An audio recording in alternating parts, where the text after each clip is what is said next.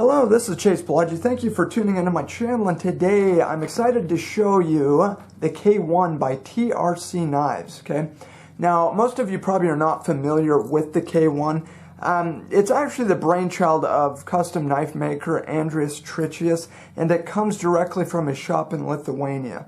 Now, one of the first things that struck me was the outstanding degree of fit and finish, which adds to the striking yet subtle appearance. Now, the size is just about perfect for most of what I do, in like camping or, outdoors tasks. As a matter of fact, it reminds me an awful lot of the SE4 in terms of size, okay? They're both flat ground, they're both drop point. It's kind of hard to tell because you can see this is rounded and capped, but the thickness is identical. And if SE would have forfeited the choil area, it would have been the exact same in terms of blade length as well. So anyway, very, very similar. I just want to give you a quick size comparison there real quick. Now anyway, let's go ahead and take a look at this awesome knife here, okay? First of all, check this out. You can see it's flat ground from about an eighth of an inch away from the spine there, okay? Now, look how cool that finish is right there. It actually goes all the way around the periphery of the knife there. And what that is, it's actually a finish that happens during the rolling process, okay? He decided to stay with that and just kind of polish it up. Now, I don't think that it takes away anything at all in terms of function, but it just adds to the overall character of the knife, which, I think is great. Now, as I discussed, it is a drop point blade. The steel is made out of M390. Now, we've talked about M390 before, and it is it is my favorite steel for a lot of knives, especially folding knives and smaller fixed blade knives, okay? Now, this knife can be had in LMAX or M390, and because I am familiar with M390, that's the one I went with. Now, for those of you who aren't familiar, it's just kind of a pinnacle of steels for a lot of reasons. I mean, definitely for my use. But TRC cryogenically hardens these at minus 321 degrees Fahrenheit and produces a hardness between 60 and 61 on the Rockwell scale. And this method all but perfects an already super clean powder metal steel.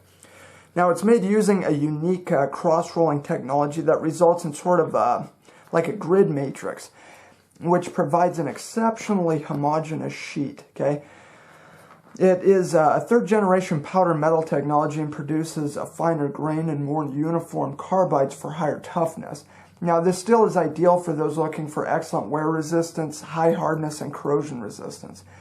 It's known for taking an incredibly sharp edge and retaining it better than just about any out there, and can be polished to an extremely high degree. Now, and I've read about people doubting the toughness of M390. In fact, I myself wondered if it was tough enough to endure everything that I would want it to.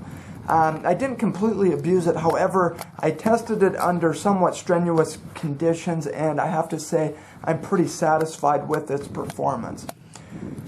There's actually a video out there where there's a guy that batons through a brick on two separate occasions with M390.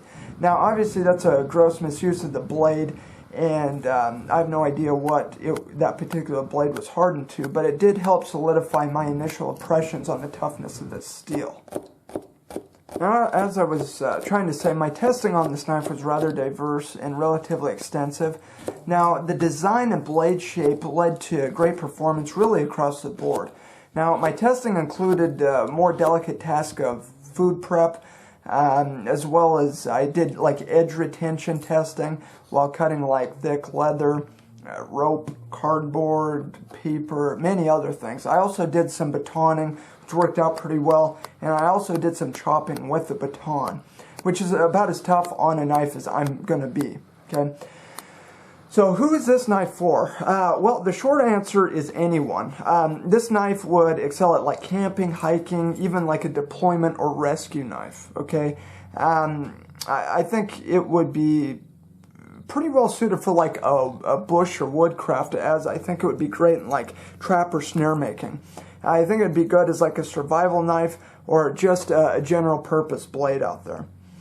Now, as I was saying, he decided to cap the spine there, and while we're looking at that, yes, it was kind of rounded off there as opposed to, you know, Essie's there. Look at his take on the jimping there. I think that is awesome. Really cool. It is not as aggressive as Essie's jimping there, but it is functional, and like I say, it is. It's just cool all the way around. Getting back to that finish around the edge there, I think is awesome. It just kind of reminds me of like a Hamon line. I think that's super cool. You can see his hardware there. Now the handles are perfectly textured G10, as you can see. You can also get it in a canvas micarta, which is equally, if not more, stunning. Okay. Just want to give you a look at that.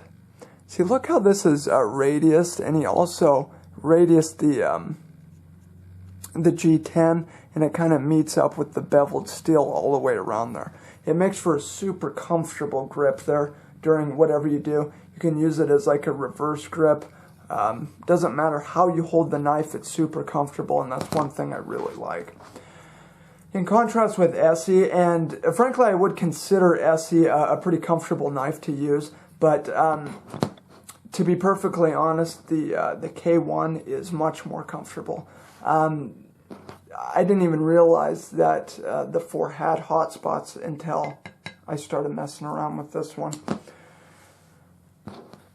So anyway, little place for a lanyard hold there. I want you guys to take a look at this sheath. Look how awesome this is. Now clearly the fit and finish transfers to the sheath. Just awesome. I mean, everything is done just perfectly. That's just kind of the overall running theme of the knife. Look at his take on the drainage hole there. Okay, super cool. Now look at this. Look how this is flared there. Okay. Makes it super easy to pop your knife out. Listen to the retention. Perfect. I mean, it's not going to go anywhere. There's no rattle in there. The loop there is actually, it reminds me of like a seatbelt on an airplane. Super well done. Across the board, you guys. This is just amazing. So, I wanted to show you guys this. You know, I think it's a fantastic option. Now, it's not the most inexpensive, obviously, when you're dealing with semi-custom, custom knives, anything like that, get ready to pony up the money. But this is honestly, I couldn't think of a way to do any better on this, honestly. It is done perfectly. Fit and finish is 100%. The materials used is exactly what I would put in my blade. The size is good. The drop point is, like I say, extremely versatile and what I would use for about 90% of what I do. Love the flat grind there. Super versatile. Again, you can use it for just about anything.